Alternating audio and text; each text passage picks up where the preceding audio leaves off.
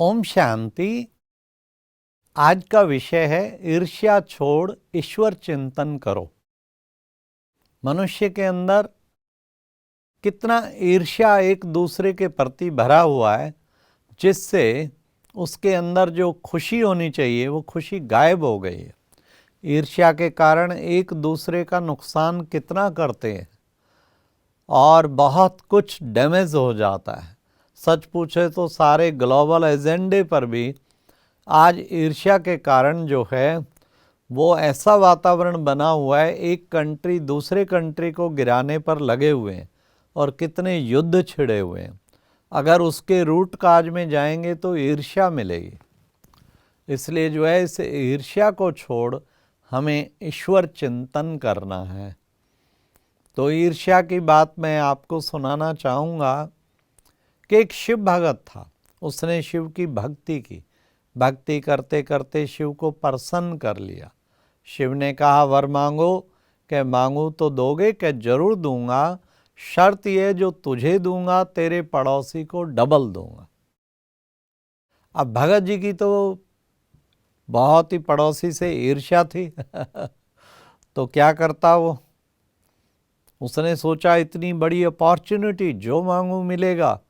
अरे एक imported car ही मांग लूं, परंतु मन ने कहा बच्चू कार तो मिल जाएगी पर पड़ोसी को दो मिलेंगी। अरे रे रे, ये तो मेरी रात की नींद ही खराब हो जाएगी।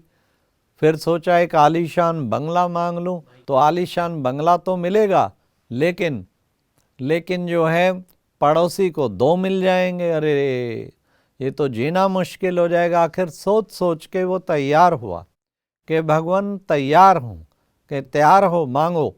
ऐसा करो भगवान, आप मेरी एक आंख फोड़ दो।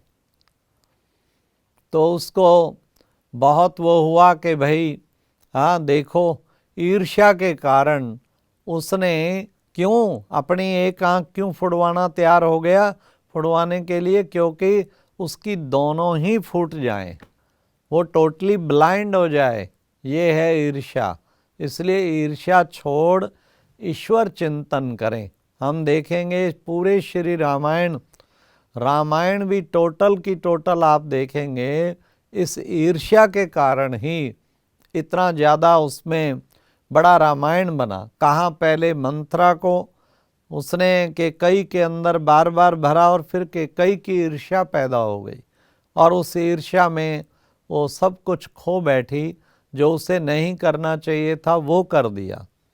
इसलिए इस ईर्ष्या को कैसे जीतें?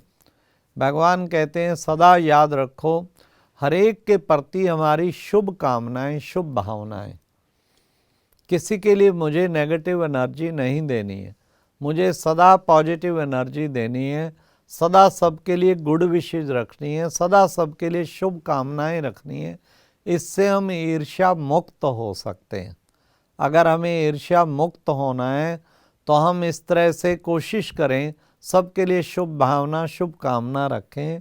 और एक बात अच्छी तरह से समझ लें, हर एक को अपना भाग्य मिला हुआ है। जो मेरे भाग्य में उसको कोई छीन नहीं सकता, और जो किसी के भाग्य में उसको मैं भी छीन नहीं सकता। तो फिर काहे को किसी के लिए हम वो करें? नहीं, ईर्ष्या छोड़ ईश्वर चिंतन करें। ये है ईश्वर चिंतन करने का तरीका। तो भगवान कहते हैं अपने अपने आप को ईर्ष्या से मुक्त करो। आपको नहीं पता उसके कौन से जन्म की कमाई काम कर रही है। अपने ब्रह्मा कुमारी संस्था में मैं ये बताना चाहूँगा, कितनी खुशी की बात है, यहाँ सचमुच ईर्ष्या मुक्त वातावरण है। छोटी छोटी बहनें बड़ा अच्छा वक्तव्य करती हैं, बहुत अच्छा बोलती हैं। उसको एक तरफ से डिस्करेज करने की बजाय उसे पूरी संस्था में इनकरेज किया जाता है और उसे खूब ऊपर उठाया जाता है कि भगवान ने चलो इसको प्रतिभा दे दी है। किसी भी दादी, किसी बड़ी बहनों में उसके प्रति ईर्ष्या नहीं आती।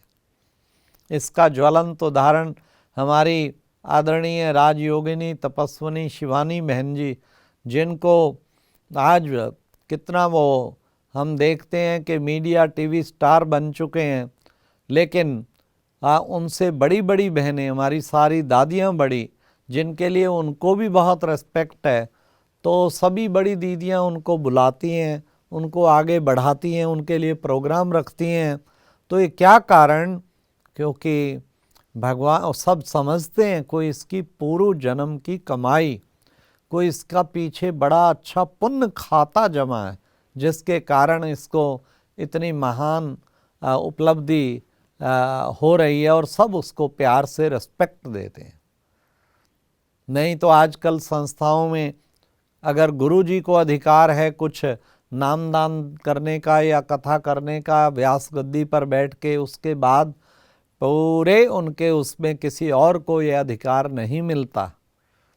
लेकिन यहाँ पर ऐसा नहीं है, यहाँ जिसको भी बढ़ना है उसको पूरा प्लेटफॉर्म मिलता है आगे बढ़ने का, आगे जाने का। ये है ईर्ष्या मुक्त जीवन। हमें ऐसा ईर्ष्या मुक्त जीवन बनाने का दृढ़ संकल्प करना चाहिए, तभी हम जीवन ऊंचा और महान बना पाएंगे। अच्छा, ओम शांति।